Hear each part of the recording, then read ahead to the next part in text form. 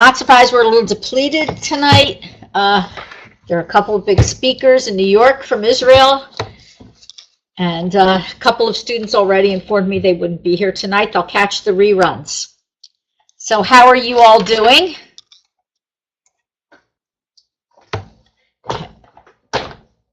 Good. Good. It's good to see you. All right. Good. Have a cup of tea. Okay, so tonight's class is really key. So for anyone who's watching this later, or if you're here now, it's also good. You should know that even if you don't, I'm just going to try to turn this up a little bit. If you don't make it to any other class, perhaps this is the one. If you want a working and applicable definition of emunah, this is the class to come to. We are going to discuss tonight the 4 facets of emunah that are necessary. If you are going to say, I've got emunah, fine. If you're going to say, I have emunah shlema, complete emunah, all 4 of these aspects need to be in place, at least somewhat. And the truth is when it comes to emunah, it's very easy to go into black and white thinking you've got it or you don't. But the truth is, there are shades of gray. And we can all work towards a full and complete emunah in every aspect. But we shouldn't feel badly if we feel our emunah slipping at times and so on and so forth. Yes, we should strengthen ourselves and we should increase to the best of our ability, but it doesn't mean that we have to feel bad if we have moments where we're lacking in one area of emunah or another. Now, many people get very hyped up. They get excited about emunah, which is great. We should be excited about emunah. And what happens is they say, I have emunah, I'm done, without really understanding everything that's required to have a strong emunah. So tonight what we're going to do is we're going to go over step by step what is needed. And we're going to begin. I have a lot of source material here, so please bear with me as I juggle from safer to safer. We're going to start with the number 1. And number 1 is faith in Hashem. This is the first of the 4 facets of emunah. Emunah in Hashem. This sounds obvious. When we think of emunah, this is what we think of, but it's only one aspect of emunah. What does it mean to have faith in Hashem? So I'm going to go over, there's a wonderful older book by Rabbi Kramer, by Chaim Kramer, called Crossing the Narrow Bridge, and I'm going to go over his list, okay, because it's very useful. What does it mean to have faith in Hashem? It means, first and foremost, faith that Hashem is one. There's no one else, nothing else beside him. We say this every day in the Shema, okay? Right? Listen, Israel, Shema Yisrael, okay? Hashem Elokeinu, Hashem Echad. Hashem is our God, and Hashem is one. He's a unity. What this means is not only is there only one God, but he is one and he encompasses and fills everything. Even though we feel, and we do have autonomy, this is one of the paradoxes of life, we have to understand that Hashem is one. And we are part of that oneness. Okay, we're part of something big, even though we can't necessarily understand it, explain it, delineate it. Okay, now I want to talk about each thing we're talking about tonight. I want to talk about how do you actualize this. Okay, so we know when we say Shema, we can have these very simple and very lofty kavanas. Okay, we can have the kavana. We see the big ayin and the big daled in the Shema when we read it. Okay, this is the kavana that we're an aid. We're a witness to this concept that Hashem is one. He's a unity. Everything is Hashem. There's nothing else beside him. Okay? The true way to actualize this is to begin by thinking about it and talking about it, asking questions about it, and reading whatever you can get your hands on about it. Okay? That's how you do it. Don't just grasp this intellectual idea and leave it up here in the brains. Okay? If we want to make it real, we have to actualize it. We have to think about it. This is one of the ones that is difficult for our minds to grasp. And Rebbe Nachman says that's really what faith is anyway. If we can know it, we don't need faith. Okay? All right. Next aspect of this first facet of emunah. That Hashem, okay, Hashem Melech. Hashem is our king. Okay, he's the king. He's our ruler. What does this mean? So, a king, okay, is not a dictator. There's a difference. Even though Hashem determines everything, we understand this. We understand his creative energy is constantly sustaining the world, creating it every moment, if you will. Okay? He's not a dictator in that he forces us to do his will, at least not usually. Okay, occasions, but not usually. He wants us to choose. This is a little different than a human king. Okay? A human king may be a dictator, maybe not be a dictator. It's up to the individual. But Hashem's kingship is a kingship that's reciprocal. He needs us to crown him. That's what we do at Rosh Hashanah. He needs us every day to say, Hashem, you're my king. Okay? If I do your will, it's because I choose to do your will. And through that, I crown you king. I admit that you're the ruler. Now, this may sound like semantics or a game. We know Hashem's in charge. Every time we see an earthquake, we know Hashem's in charge. Okay? But it's not semantics. Hashem desires us to say, I have faith that you're the ruler, that you're the king. You're my king. Okay? And as we think about this, we begin to have a dialogue about it in Hisbodedus, very possibly. Okay? Does everybody know what Hisbodedus is? I don't know which crowd is here tonight. Yeah, I think so. I think by looking at you the names and the numbers, I think you do. So when we have these deep personal conversations, these meditative prayers where we're talking to Hashem, we can talk about this. Hashem, there are moments in my life where I pretend you're not the king. I don't want anything to do with it. I want to do what my urges are leading me to do. And then there are moments where I'm only too happy. Okay? Emunah requires us, okay, to acknowledge that Hashem is king. Okay? We'll talk about implementing it later on, but to acknowledge, to believe it truly, even if we ourselves aren't always feeling like it. Okay? All right. Next aspect of faith in Hashem. That is that Hashem oversees everything. How? With hashgacha pratis, supervision of everything, divine supervision. Every little thing in our lives and in life in general is supervised by Hashem.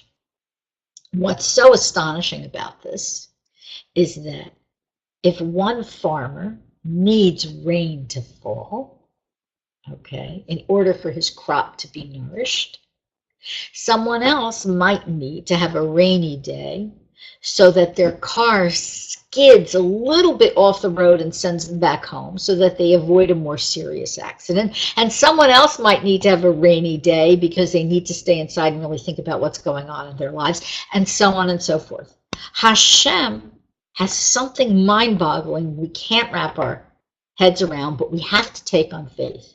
And that is the ability to make sure that every little thing that's going on in our lives and the lives of our fellow human beings, everything is designed not only for all of us as a whole, but for each of us as an individual.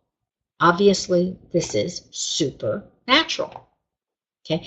May the actions, the events that take place may fall within the realm of nature, but the actual supervision is supernatural. When is it important to believe in Hashgacha Pratis? How does it help you? Any ideas? But think of when this actual belief in Hashem's divine providence can be very beneficial to you.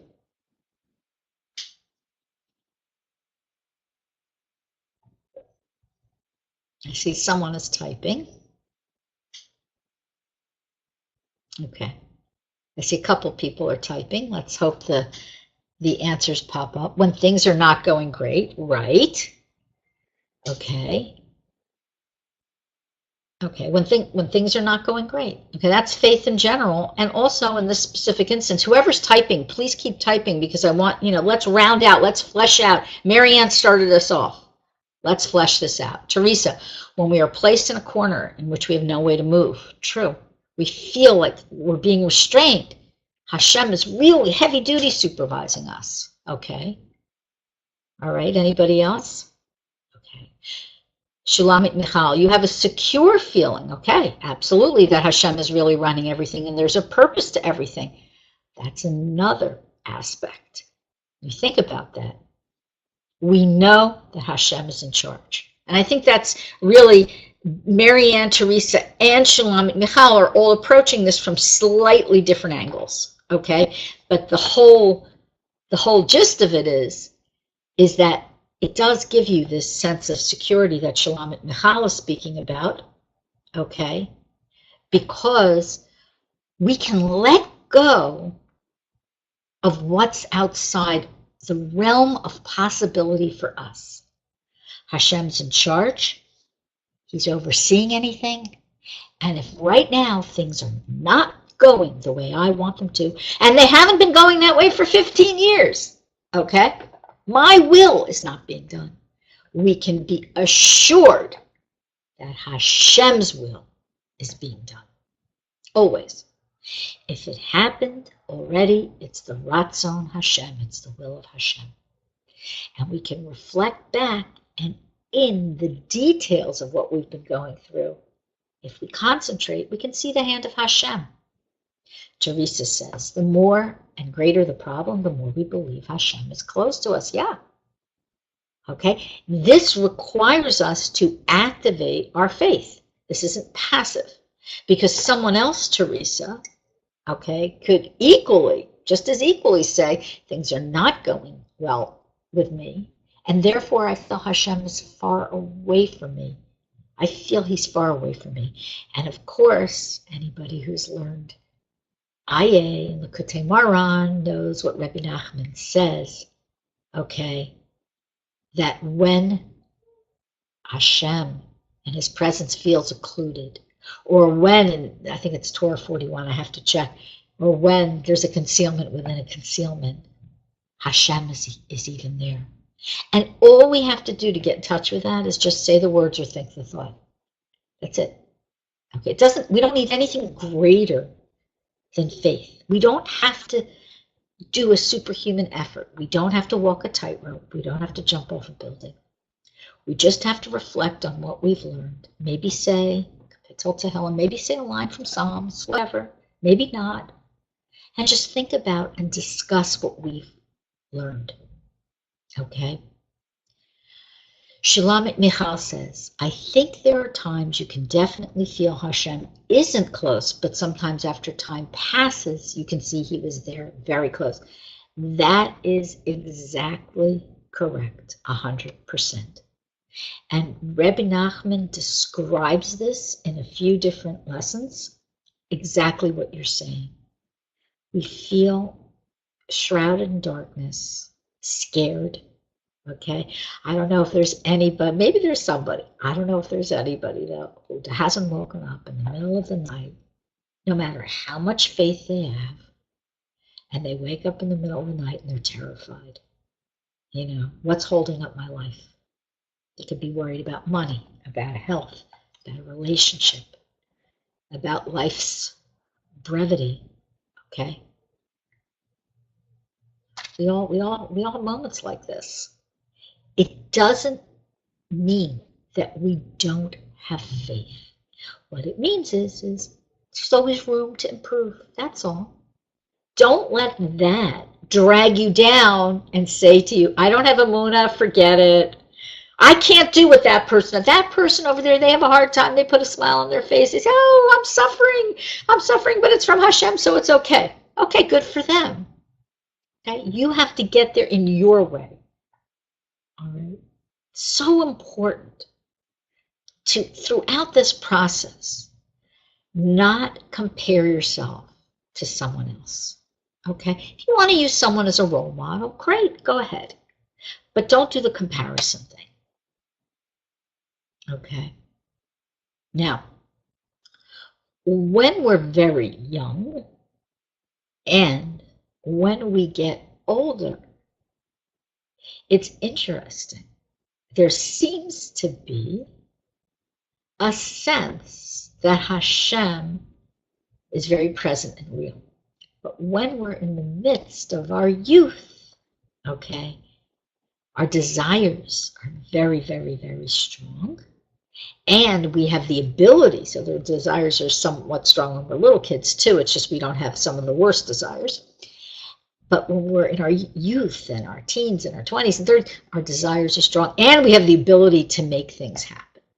But when we have power taken away from us, whether it's through being a child has less power obviously than a 20-year-old, or whether it's through getting older when we have less power.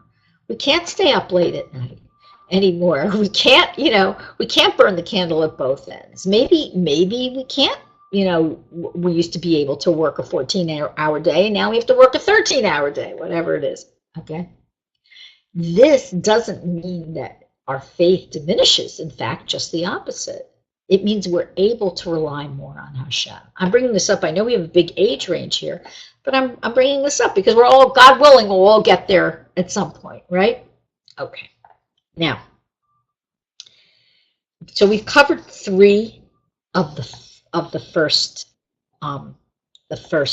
facet. Again, the first facet is faith in Hashem. Number one aspect of that is faith that Hashem is one. There's no other beside him. Number two, faith that Hashem is king. He's our ruler. He rules over us. If we want to crown him king, but he rules over us. And number three, faith that Hashem oversees us with hashgacha pratis. Now we're going to go to the fourth aspect of this first one.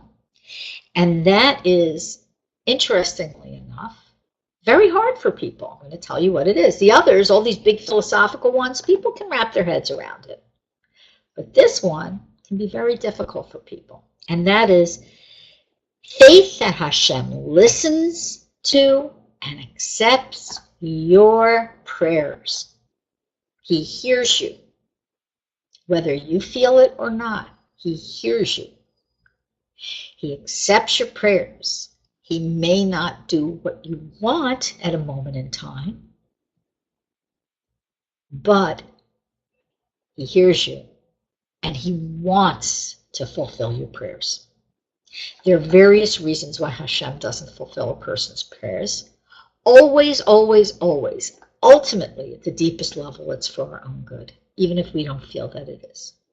Okay? So if anybody ever had this happen to them, as I have, I can think back to the things that maybe I prayed for 20 years ago, and I still think some of them would have been very good if they had come true. I think I would have handled it well.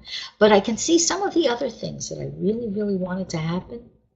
Thank you, Hashem, that you didn't answer my prayers with a yes.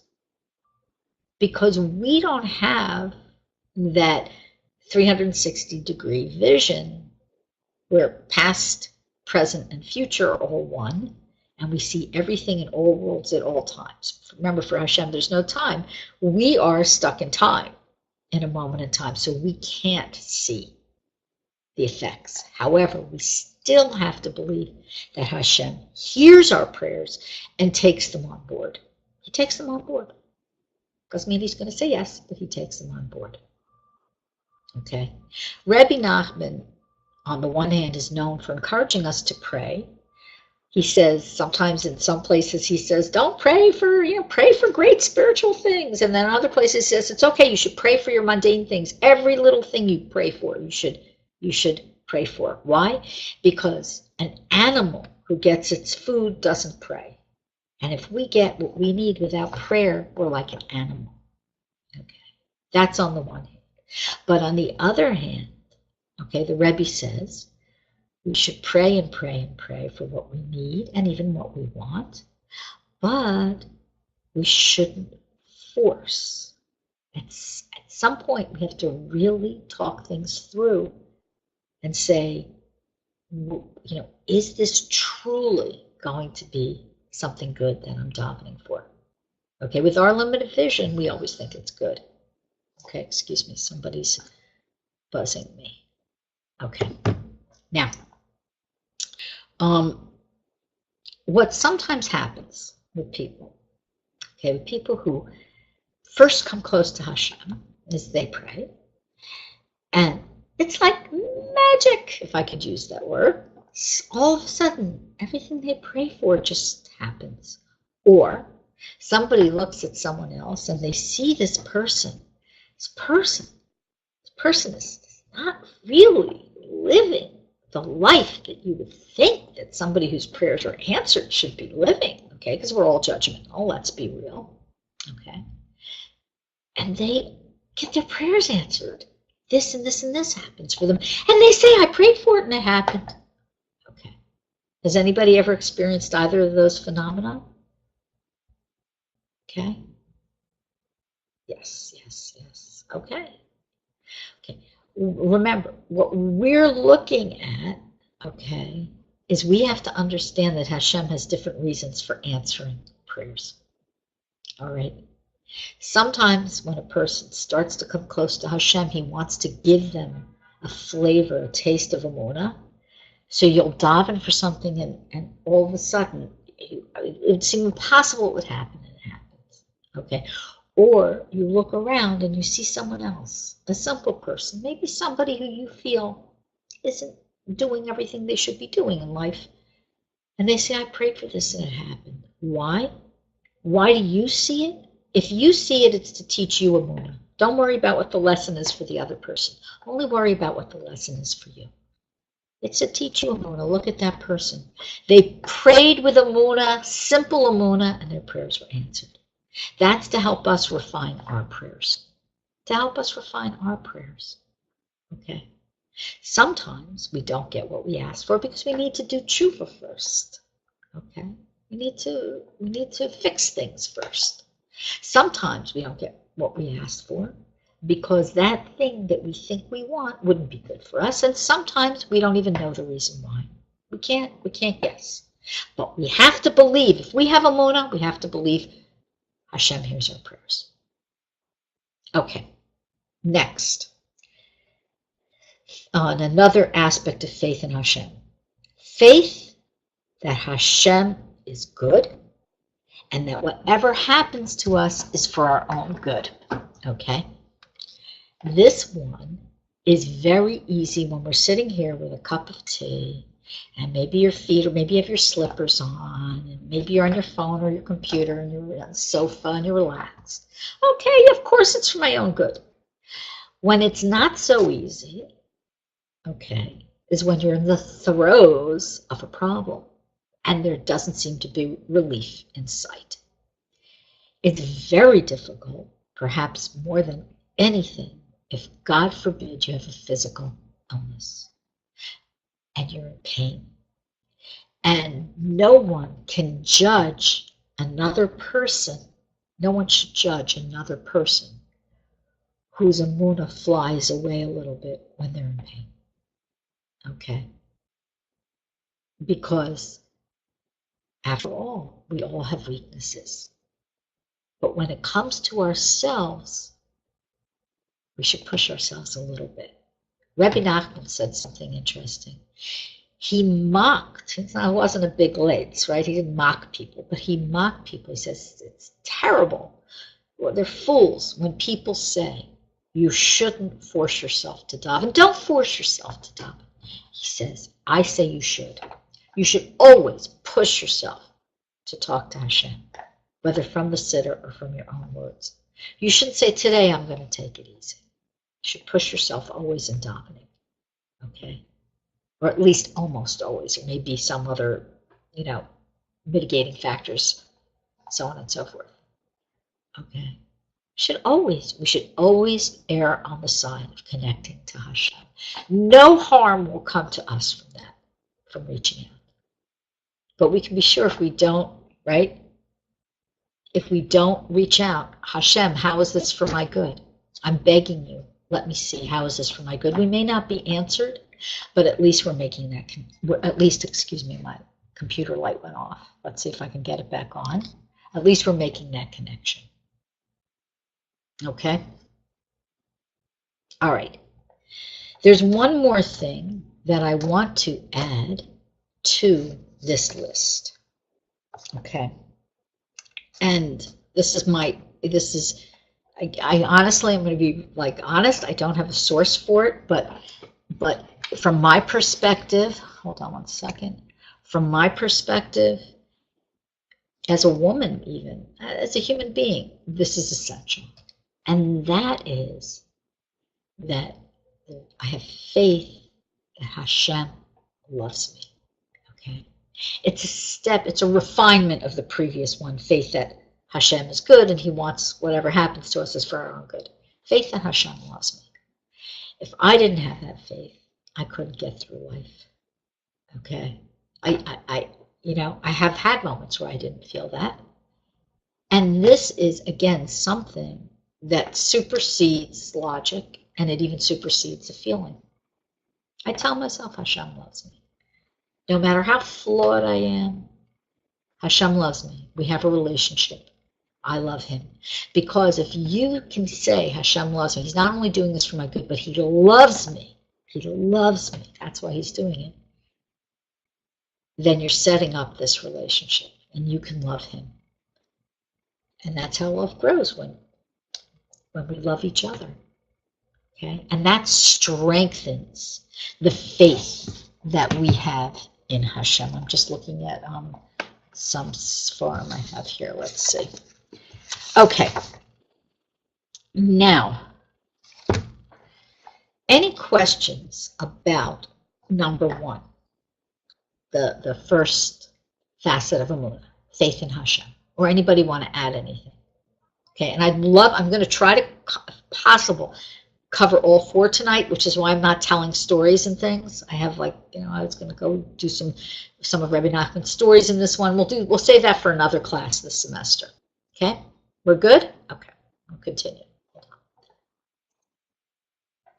on. Okay, the next facet of emunah, shlema, the next facet of complete and absolute emunah is what it says in the line in Tehillim, okay? Kol mitzvasecha emunah. All your mitzvahs are emunah, okay? Which means your mitzvahs are part of a person having emunah. A person must believe in and have faith in Torah and mitzvahs, because there's no such thing as Hashem without Torah and mitzvahs. Now, that for people who are qualified to do Torah and mitzvahs, again, okay, there's some people who are qualified to follow the Noahide mitzvahs, okay, talking about the Torah 613 mitzvahs. Why am I saying this? Because I'll tell you something. It's true that it's very good for a person to believe in Hashem. And to believe in Hashem and to not be there yet. That's okay. I'm not there yet for Torah and mitzvahs. Or I'm not, I'm really focusing on my relationship with Hashem. I'm not ready for that. That's one thing. But to say, I'll never be ready for that. This relationship is enough. It means emunah is seriously flawed. As a matter of fact, I don't even think without Torah and mitzvahs you can count it as emunah, because Hashem gave us His Torah, okay? And His Torah we have to believe in. And by the Torah, I don't just mean Chumash. I don't just mean Tanakh. I mean everything, the oral Torah as well. And we'll discuss that when we discuss as we go further. We must have faith that Hashem used the Torah as a blueprint to create the world, that He created the world for the Torah, and He created the world for the Jewish people to follow the Torah and to uphold the mitzvahs. Because the mitzvahs, whether we understand them or not, are things by which we connect to Hashem. Each of our body parts and our soul parts has a particular mitzvah that is related to it. And when that part of us does the mitzvah, we activate this connection. We're charging up this connection. And we're gaining from it vitality, as well as giving vitality to everything around us. Okay, I'm speaking about it in very, metaphysical terms, but really that is what's going on. And if we say, well, the mitzvah, the mitzvah of giving tzedakah, of giving charity makes sense to me, so that's the mitzvah I'm going to do. But the mitzvah of shatnez, where we don't wear clothing mixed with linen and wool, doesn't make sense to me. Or the mitzvah of Shabbos, it's very nice, but all the details of it don't make sense to me. Okay, if that's how we see things, then we don't have emunah. If we say, okay, I'm not there yet, but I know it's the truth, that's different. You may very well have emunah. Okay. Why am I saying? As most of us in this class, are doing our best, right, to keep the mitzvahs, because everybody has a mitzvah that they naturally have an affinity towards, says Rebbe Nachman, and everybody has other mitzvahs they don't like so much. And they will find ways to not put themselves in situations where they have to do those mitzvahs. Why? Because we're human. Okay? And we have tastes. We're not robots. We're not angels. Some things are more pleasurable to us than others. That's fine. But if we believe in Torah and mitzvahs, we are supporting our faith in Hashem. We can't cut off Hashem from Torah and mitzvahs. And I know that some people do in this world. Okay? This is what the big world religion that happened after Judaism did. It said, yeah, you don't have to do those mitzvahs. They're too difficult for you. But we know that Hashem wouldn't burden us with something that's impossible to do, because we have faith in Hashem. And like number 5 that we discussed above, we know that everything that Hashem does for us and gives us is for our benefit, for our good. Why? Because number 6, He loves us. Okay? And why do we at least accept that this is the case, even if we're not quite ready to fulfill everything to the letter? We know that we should. Okay, why? Because we know that Hashem is a king. Okay. All right. Now, the Talmud says, whoever says, okay, I'm going to quote here, whoever says that they accept all of Torah, except one little single law that they don't accept as coming from Hashem, through Moshe, from God, through Moses, that person, says the Talmud, is a heretic. It's mind-blowing, okay? Any person who says, I believe in everything, the whole Torah, except this one law, the law that's very tricky for people who have certain predilections in relationships. I don't believe in that law. Or the law that says that mixing meat and milk, I can't have a cheeseburger. It doesn't make sense. I don't believe that. But everything else I believe is from Hashem. That person is a heretic. It says what's a heretic? Somebody who denies Hashem, denies the Torah. That person is saying, I don't have any faith. But how could that be? Didn't I just say? Am I being, am I trying to trick you here? Didn't I just say at the beginning of class? Okay, don't worry if you weren't there yet 100%. Not everything's black and white. Work towards faith, work towards faith. What I'm saying is you should know what the goal is. And you should be ready to say at any point, I'm not there yet, but I know that this is the truth. And I know that Hashem is God, and that his Torah, which comes from Moshe, right? He passed it down from Moshe. His Torah and his mitzvahs are true. They come from Hashem. There's no such thing as a Hashem without the Torah and mitzvahs, like reform movements and things think. Okay, say, okay, we acknowledge, or today I don't think they acknowledge the Creator, but they used to say, okay, there's a God, but he doesn't, the Torah and mitzvahs were written by people. They were made up by people. Okay, the reason why you keep kosher is because it's healthier. No, it's not why. The reason is because it's in the Torah. Okay, now, hold on, I'm just looking for my piles here. Okay. By having faith in the Torah, okay, and trying to live by the Torah to the best of our ability. Nobody is perfect. Even people who are living totally from life, not perfect. Nobody is. Okay, but by trying to keep the Torah and the mitzvahs, and by believing that they're from Hashem, okay, we start to see benefits in our lives. We don't necessarily do it because of the benefits. We do it because we have faith in God and he commanded us to. But we actually see in the long run that these things benefit us. We see how the laws of family purity benefit a marriage. We see that marriages that take these laws seriously happen to be improved by them, okay?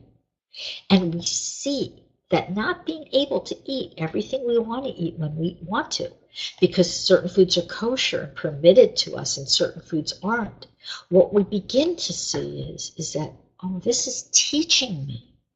Maybe it's teaching me some self-restraint, or maybe it's preventing me from going and hanging out with people and eating their food. And these are people, they're not going to be a good influence on me, okay?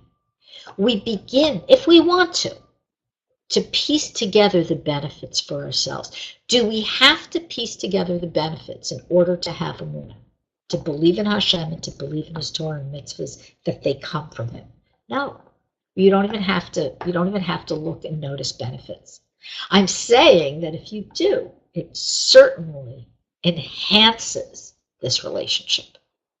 Okay, now, the Rebbe also is very known that in this area, so in Torah, we're always learning Torah. We're learning Torah right now. Hasidus is Torah, okay, because it comes from a tzaddik.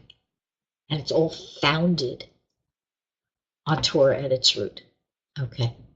But how do we keep this alive? By learning Torah. How do we shoot ourselves in the foot? By taking on board certain types of secular wisdom. These types of secular wisdom undo and confuse our faith. Certain philosophies, social sciences can be, I write about this, so I know it's always a tightrope. I write a lot about psychology. It's always a tightrope, okay? in social sciences what's kosher and what's not. And it can be very confusing because an awful lot of it is not kosher.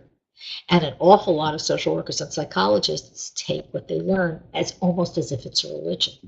Okay? So we have to understand there's many things that if we get too immersed in, they can confuse and weaken our faith. And Rebbe Nachman's known for saying, okay, maybe you have to for work. We all have things we have to do for work, but he's known for saying, don't immerse yourself in secular philosophies. This even means listening to the news too much. I'm not saying you shouldn't know what's going on in the world. I'm just saying listening to the news too much. Why? Because after a while, that doom and gloom can make you forget a little bit, God forbid, that there's Hashem is running the world, not the Democrats and the Republicans, okay? Not, not the terrorists and not the, the whatevers. Okay, Hashem is running the world. Okay, does everybody get this aspect? Questions? I just need to know that we're ready to move on to number 3. Okay. Good. Yay. Okay. All right. So now we're going to go to the third facet of emunah. Okay, and I think what will probably happen is I'm going to mention the fourth facet, but we'll probably end up covering it in another class. I'm sorry. So let's go to the third. The third facet of emunah, I do want to spend a little time on that. Okay. Oops, I forgot something that I wanted to. Okay, well, it's okay. We'll skip it. We'll do it another time. Okay, this is faith in the emunah in the tzaddikim, sometimes called emunah's chachamim, emunah in the wise people, the sages.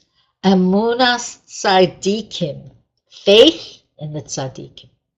Okay, faith in the totally righteous. This is fundamental to emunah shlema. Okay, you can't have emunah without this, just like you can't have emunah without belief in Hashem gave us the Torah and the mitzvahs. Okay, now in Eov it says that during the times of Mashiach, when the world is going to go bananas, right before Mashiach, right? Okay, Eov is Job. Okay, it will be like grasping the ends of the earth and shaking the wicked from it. The earth is going to be so shooken up, okay? Rebbe Nachman says that a person who's attracted to a true tzaddik and can hang on to him, that is how they will remain firm. So why am I approaching it from here? Because what happens is, and we can see it today, if you want to believe anything, do anything, live any way you want to today, you can. There is literally no social boundaries. Only if you're too moral, then you're going to get into trouble. But anything else, fine. Okay? The whole world will applaud you pretty much. Okay?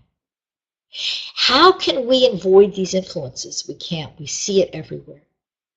The only way we cannot get caught up in this tremendous atheism and immorality that's torturing the world, where we don't know right from wrong. We literally, today, people don't know right from wrong.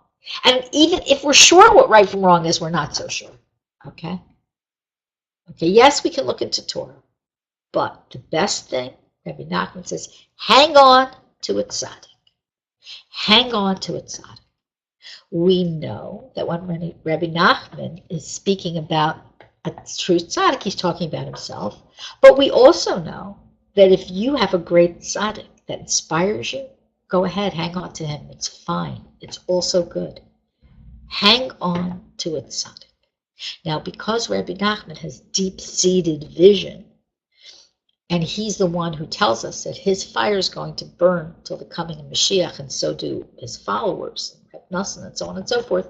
They explain that his wisdom is very good to get a handle on Rabbeinu's wisdom. Because that, hanging on to his teachings and really instructing yourself in them, it's great to go to a shir and read a book, but then talk about them, think about them, write about them, talk to Hashem about them, daven about them, okay? Make them part of you. That faith is going to save you. That faith is going to save you. It's going to really cement not only your emunah in tzaddikim, and your emunah in Torah and mitzvahs, and your emunah in Hashem, but your emunah that the world is following the progression, no matter how scary it looks, and it does sometimes look horrific. The world is going to follow the progression as we are told. That's what all this craziness is. We look around, people get very scared, but if you have emunah, you say, okay, I know this was coming. Why? Rabbi Nachman said it's coming. The Torah, all the tzaddikim said it's coming. Chazal said it's coming. The Torah says it's coming. Okay? These aspects also are essential to emunah. And faith also, it says, okay, so let's do, I have a whole bunch of things here, so we'll do a few of them. Okay, so in Shemos and Beshalach, which is Exodus, it says, we're told something, a very important thing. Vayiru ha'am es Hashem v'yaminu b'Hashem u'Moshe avdo. The people, right? This is during Exodus. The people had yira, they had this awesome fear of Hashem, and they had emunah in Hashem. Okay, emunah in Hashem, and emunah in Moshe, Hashem's servant. Who is Moshe? Moshe Rabbeinu, Moses, is the iconic tzaddik. Okay? There was no tzaddik before, okay, or since as great as Moshe Rabbeinu. Moshe Rabbeinu, okay, is the seed for Mashiach. So we understand that the Torah itself is telling us that the people believed, they had faith in Hashem and in Moshe Rabbeinu, Moshe the prophet, Moshe the tzaddik. Okay? And we likewise have to have faith in Hashem, fear Hashem, awesome fear and love Hashem, but have faith in Hashem, and in his tzaddikim. It's a given. Can't have one without the other. Okay? Can't have one without the other. Now, the Talmud teaches, okay, that the Torah is acquired by means of 48 attributes. And most of these are focusing on two things. Learning Torah, okay, and correcting your bad character traits, fixing them. But this one is faith in the tzaddikim. This is how you're going to own Torah. This is how you make Torah yours. The Midrash says, whoever believes in Hashem, it's as if he believes in the tzaddik Moshe. And whoever believes in the true shepherd, the tzaddik Moshe, it's as if he believes in Hashem, creator of the world. Okay? The Borei Olam, right? Can't have one without the other. Now this concept, okay, this concept is not a new concept. It's throughout Talmud, it's throughout Torah. We learn it in Ramban, we learn it everywhere. However, the Hasidic movement in general, and Breslov in particular, emphasize the importance of having this relationship with the tzaddik. This is necessary to cultivating emunah, because the tzaddik not only davens for us and so on and so forth, but he instructs us in emunah. He instructs us in how to have a relationship with God. How do you know to have a relationship with Hashem? You can have one at a very simple level, and that's fine. But what happens when you get complicated? Life gets complicated. You get sophisticated. You get annoyed with the way things are going. You feel sad. How do you deal with this with just very basic knowledge? Sometimes you can't.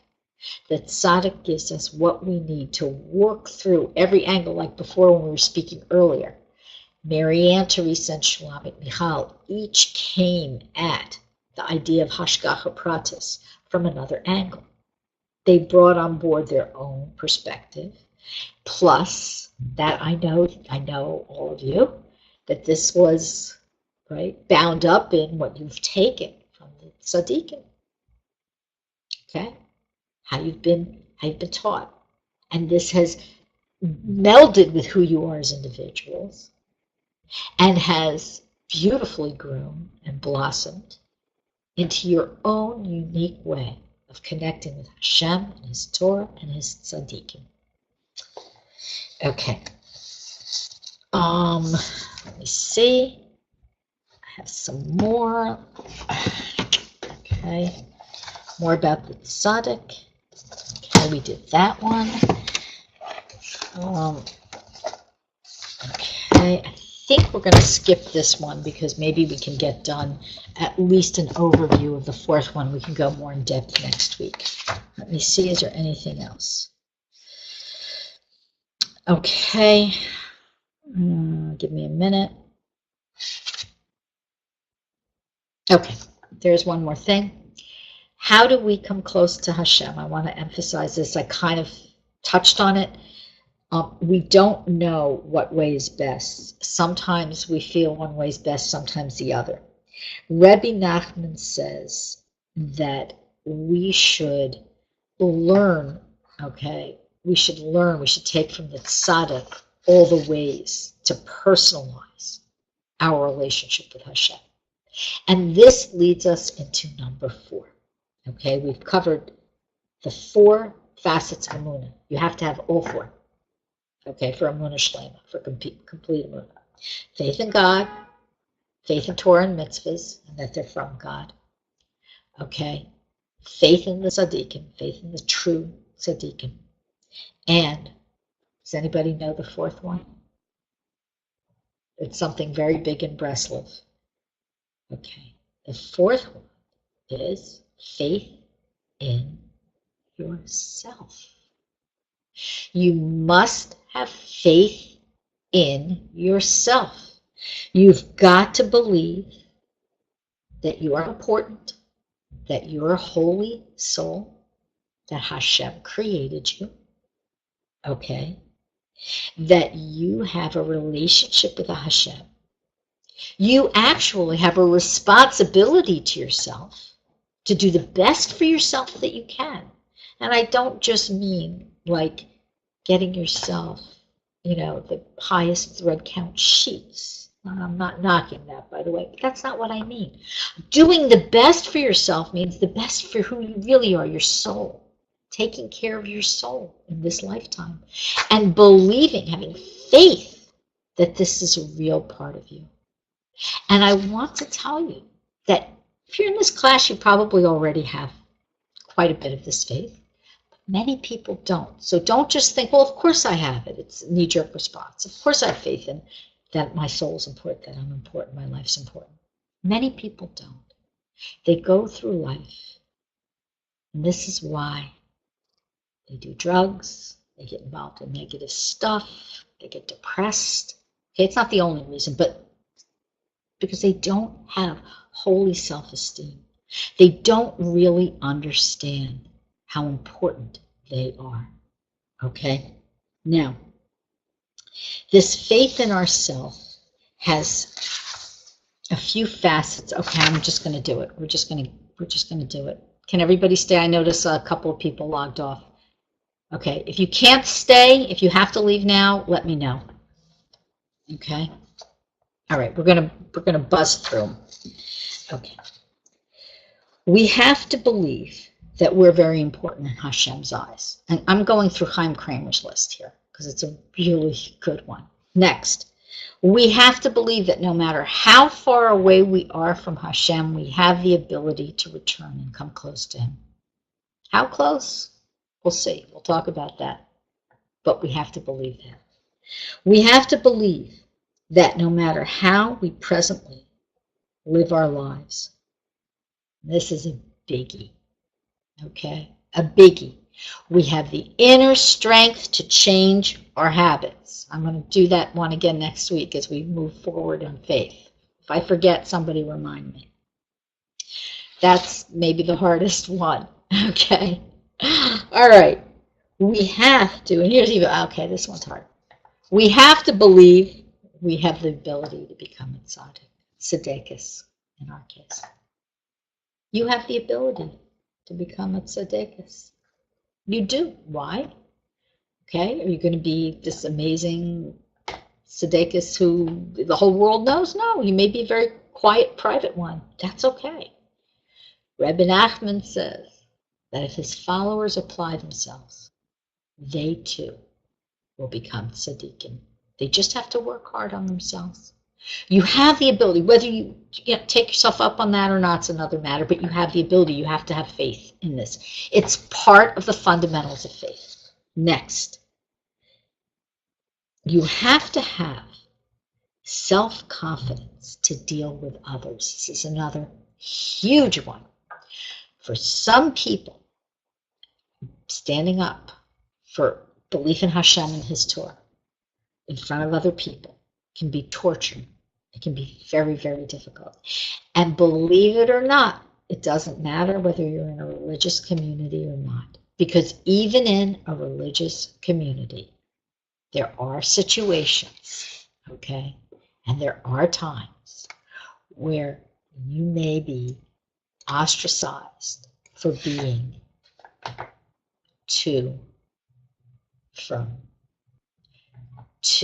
much, too spiritual. I'm not talking about, particular attention to detail in the mitzvahs. That's a whole other topic. I'm talking about being too spiritual. Okay? It's not always so cool to be too open in that way. It's not necessarily, people don't want to see that so much. You have to stand up for yourself. You have to be who you are. You must be who you are. You're not a clone. You're not a sheep. You don't have to look like everyone else. You must be part of a community in some way. That's part of Judaism, okay? But you still have to be true to who you are in your relationship with God. And the only way to understand that is by hanging on to what the tzaddik teaches us. So, we covered I can't believe we got through it. We'll do some details of it we'll do next week. The 4 aspects of emunah. Does anybody have any questions? Again, all 4 of these must be present if you want to say you have emunah shlema. Okay? Complete emunah. Questions? Comments? Okay. It was good seeing you all. Thank you. Thank you for coming, Shalom et Michal. I look forward to seeing everybody. Thank you, Teresa. I will see you all soon. Have a wonderful evening, God willing. Thanks, Pamela. We'll have a great week, and looking forward to more emunah conversations.